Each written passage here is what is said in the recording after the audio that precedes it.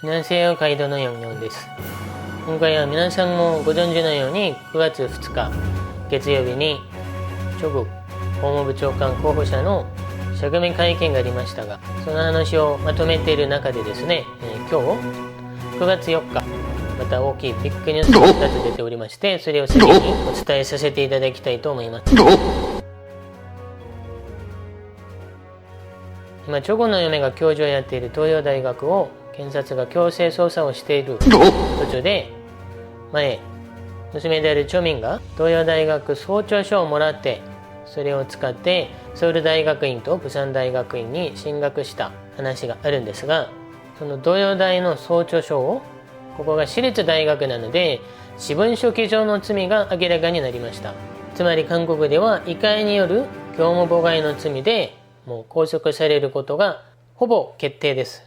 今まで拘束されたことがない、そういう前例のない罪ですね。娘と嫁は拘束される見込みです。今、ムン大統領の専属のマスコミって言われている KBS の方も、キッスのインターンシップの時に証明書を偽造したっていうのを報道してるんですね。その嫁であるチョンギョンシムさんが関わってるかどうかは明らかにされてないんですが、キスとの公文書記上によりチョミンが拘束されるのは間違いないと思われています。でも実際は親子2人が拘束されるより、あなたは何も知らなかったっていうふうに言ってっていう、ことで多分、チョミンまでは拘束されないんじゃないかなっていうですね、話になっているんですが、嫁は拘束されるとほぼ今韓国では言われています。嫁が拘束されているのに任命される、今までそういう前例はないですね。あとその釈明会見をやったその日もですね、国会を訪れて無理やりその12時間借りるとしたら1000万ウォンぐらいのお金がかかるんですが、それも全くお金を払わず、これ韓国ではキミョンナン法違反ということで、国会の今事務総長が民主党に告訴しているそうです。この釈明会見を最初に受け付けた事務員に対しても懲戒処分が下されるそうです。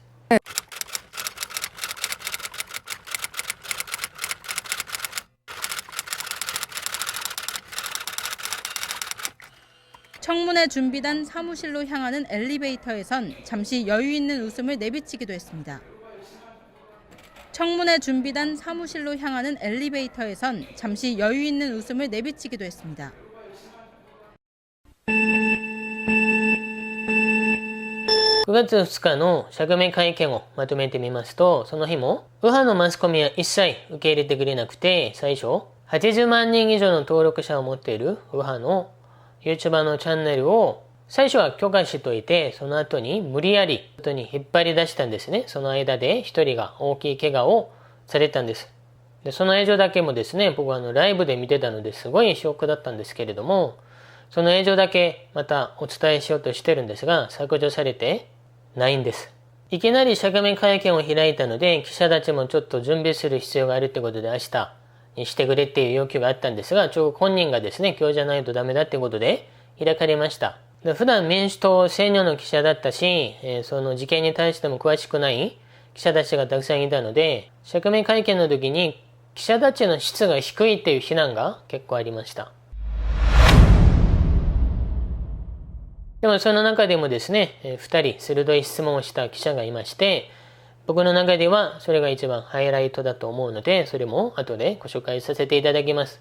まずは本人の他のいろんな疑惑に対しての釈明を見てみましょう。まずは運動学院の疑惑についてです。 사실은 이런 것 자체에 대해서 사실 전혀 모르고 있었습니다. わからないそうです。娘の第一調査論文の疑惑についてです。 그러니까 왜 일저자가 됐는 문제는 저희도 알지를 못합니다. 저는 제 전공이 법이라서 이과 쪽 여기 뭐 의학을 포함해서 이과 쪽의 일저자, 이저자 이런 것들 사실 잘 모르고 있었습니다. わからないそうです。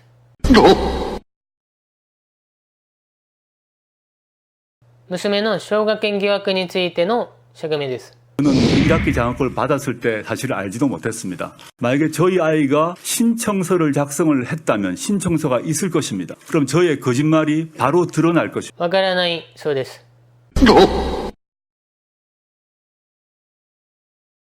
どの家で生まれたかによって自分の人生が決まるなんて本当ゾッとしますね。ちょっとし。サモファンド疑惑についての釈明です。 제가 잘 그 경제나 경영에 잘 모르기 때문인데 사모펀드가 뭔지를 이번에 공부를 하게 되었습니다. 사모펀드가 도대체 어떻게 돌아가는지에 대해서 애초에 사실 알지를 못한 정도입니다. 이 사모펀드의 구성이건 운영이건 뭐 등등의 과정에서 알 수가 없었습니다. 코링크라는 이름 자체를 이번에 알게 되었고 사모펀드라는 것이 잘 뭔지도 모르는 사람입니다. 지금 해외로 3사람이 도주했다고 지금 언론에서 보았습니다. 그중에 한 명은 그 회사의 대표인 것 같고 또 한 명은 저의 이제 오촌 조카이고 다른 한 사람은 누구인지 모르겠습니다. 왜 도망갔는지 저도 모르겠습니다. 어떻게 알겠습니까? 왜 수사를 안 받고 도망갔는지 저를 잘 모르겠습니다. 펀드가 어디에 투자를 하는지 어떻게 운영되는지는 알 수가 わからないそうです。この日、わからないって言ったのが90回だそうです。韓国では記者懇談会って言うんですけれども、この釈明会、まず僕が選んだ2つのハイライトの中で、まず1つ目を見てみましょう。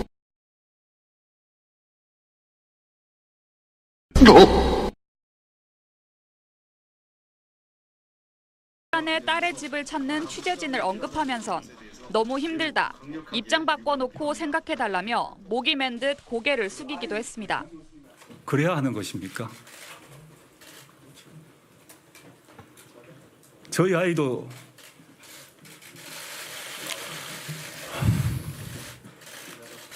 저를 비난해 주십시오. 일부 민주당 의원들도 오늘 간담회장 한편에서 조 후보자 모습을 지켜봤습니다.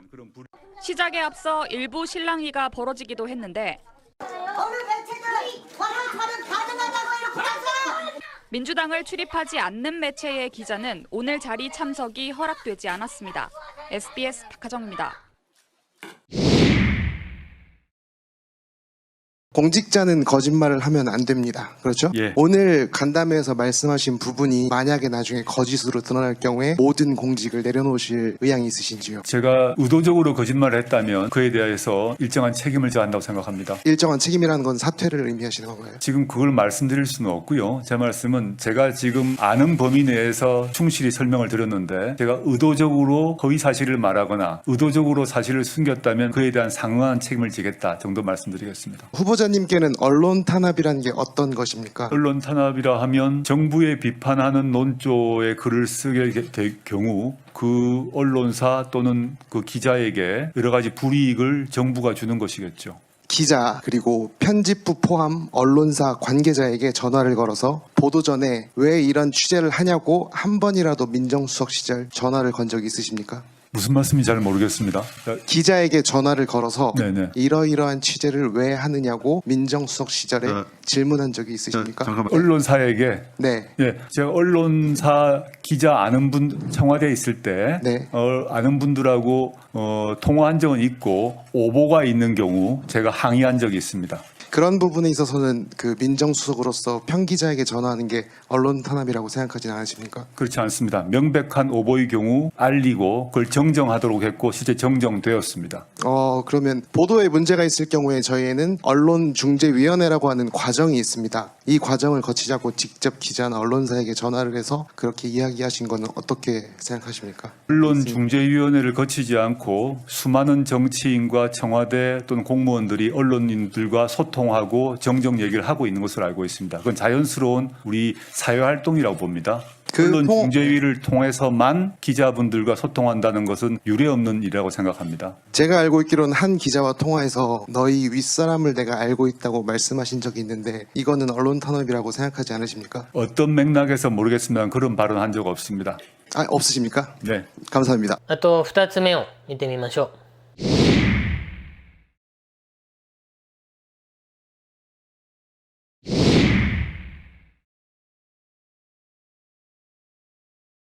로 되어 있고 지금도 제가 가지고 있습니다. 그때 이제 신고를 할 때 2월로 어쨌든 신고를 한 건데 이 두 개가 일치하지 않으면은 이게 접수가 안 되거든요. 법상으로는. 전 돌아가시는 아버님께 물어보겠습니다. 제가 어떻게 답을 해야 될까요?